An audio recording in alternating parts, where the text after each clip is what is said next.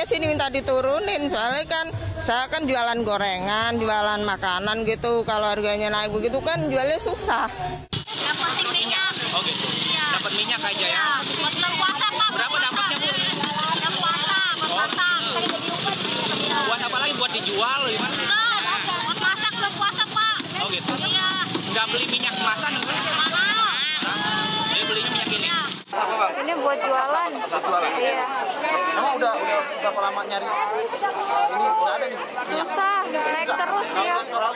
Harganya tuh nggak stabil, setiap hari terus naik.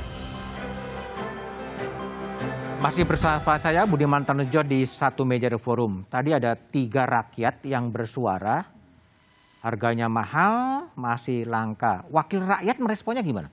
Ya, saya cenderung berpikir begini ya. Saya bersyukur karena pemerintah mengatakan bahwa harga minyak goreng kemasan itu diserahkan pada harga keekonomian, Pasar. bukan harga pasar. Oke, Beda loh. Oke. Kalau bagi saya sebagai wakil rakyat memandang itu beda. Harga keekonomian itu apa?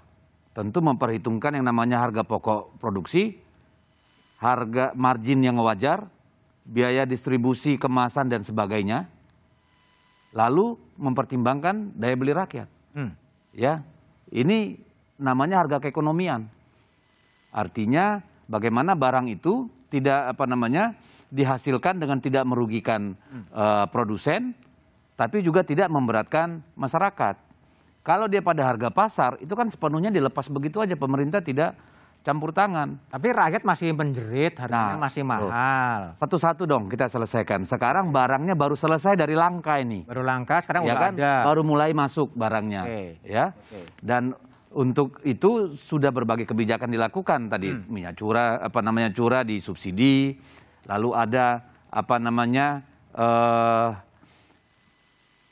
levy ya, dengan menaikkan bea keluar dan pajak ekspor misalnya. Ini kan semua rekayasa kebijakan gitu ya. Nah, ini kan pada akhirnya nanti menjadikan disinsentif untuk ekspor ya. Nah, tapi kan persoalannya begini. Saya melihat yang terjadi adalah adanya ketidakadilan dalam pengalokasian barang ini.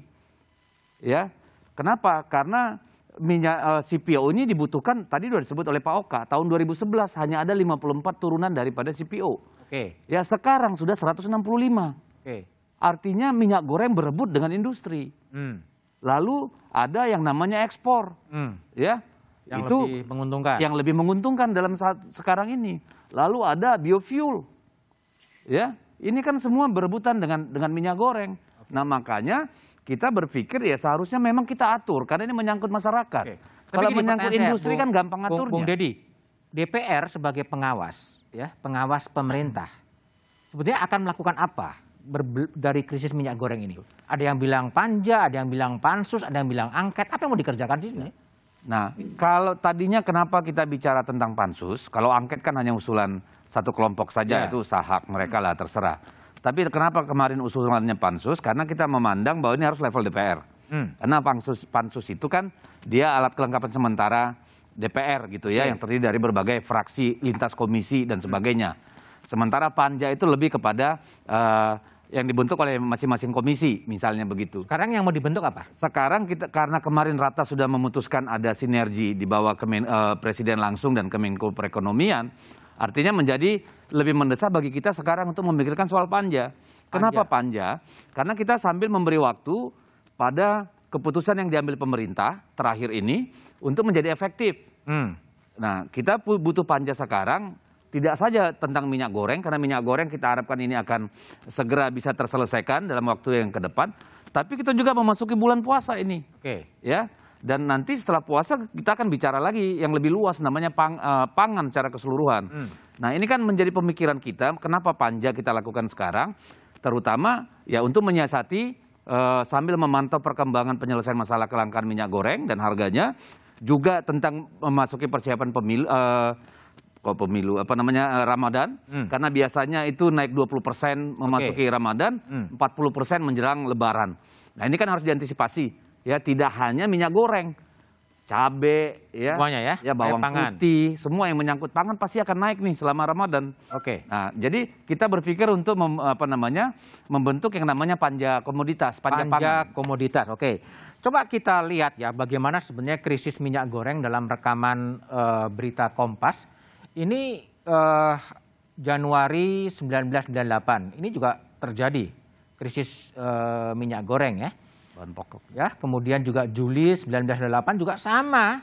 Antriannya juga cukup panjang ya, cukup panjang antrian yang kemudian muncul.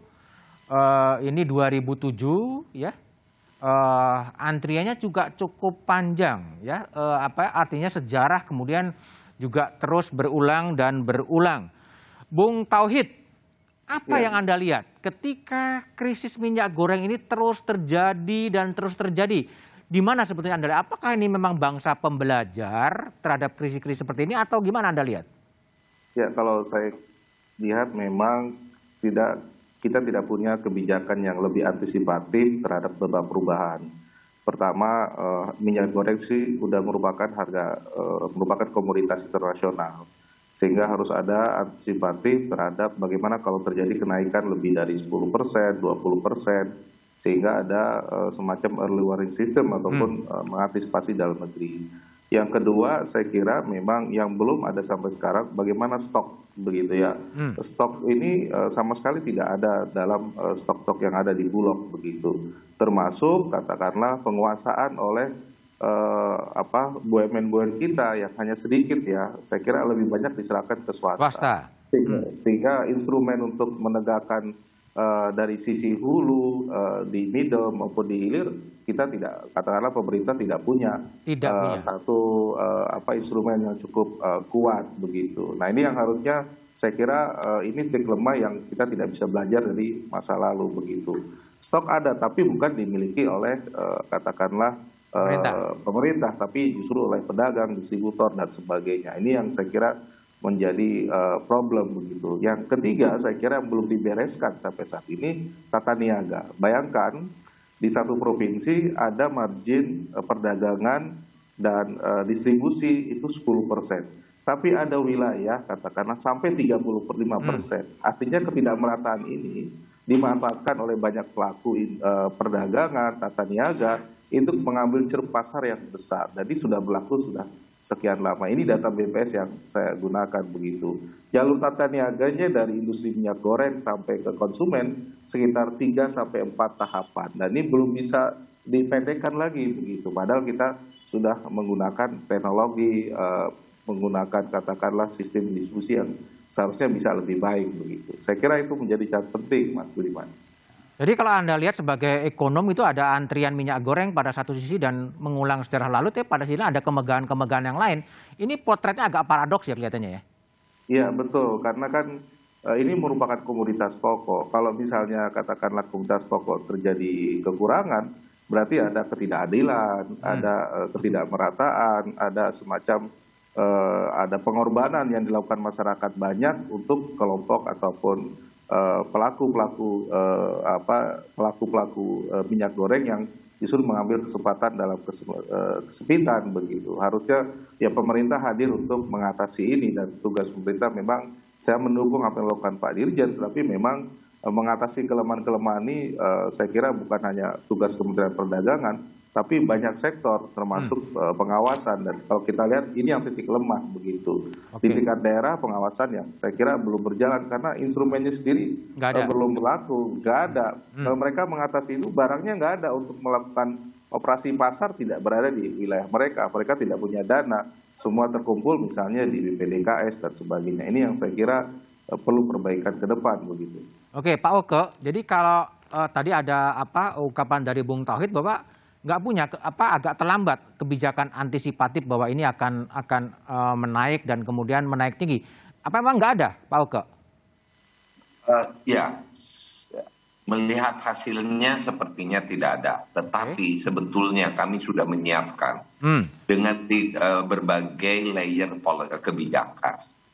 Berbagai layer kebijakan itu pada saat yang kita lakukan adalah mencantolkan kepada harga internasional. Apa yang akan kita lakukan manakala harga internasional sekian. Apa yang akan kita lakukan manakala harga internasional DPO DMO harus pada level ini. Itu udah kita siapkan sebetulnya. Yang permasalahannya kenapa kita terlalu cepat jadinya, ini adalah harga internasional yang tidak terkendali. Dan ada memang unpredictable ini, di mana salah satunya kebijakan waktu DPO DMO dilakukan, Rusia belum menginvasi ke Ukraina. Nah, begitu Rusia menginvasi Ukraina, pasokan sunflower dan rapeseed yang biasanya dipasok oleh Rusia dan Ukraina menjadi terganggu. Ini menjadi lebih tinggi lagi harga internasional untuk CPO, gitu kan. Nah, itu sebetulnya layer-layer kebijakan ini itu sudah disiapkan dengan trigger pricing-nya di mana. Sehingga pada paket yang sekarang, selain tadi Permenperin untuk mengawal industrinya, Permendag untuk mengawal harga etc-nya, juga mengawal terhadap pelaku eksportir dengan menerbitkan Peraturan Menteri Keuangan nomor 23 2022. Paketnya itu ada 3, saya bilang saat ini. Baik. Permendag, Permenperin, dan Peraturan Menteri Keuangan. Oke, baik Bung Tauhid. Jadi apa sih yang perlu dibenahi agar krisis ini tidak terjadi dan semuanya akan kembali normal, terlebih menjelang bulan puasa? Apa yang harus dilakukan oleh pemerintah? Tapi jawabannya setelah jeda berikut ini.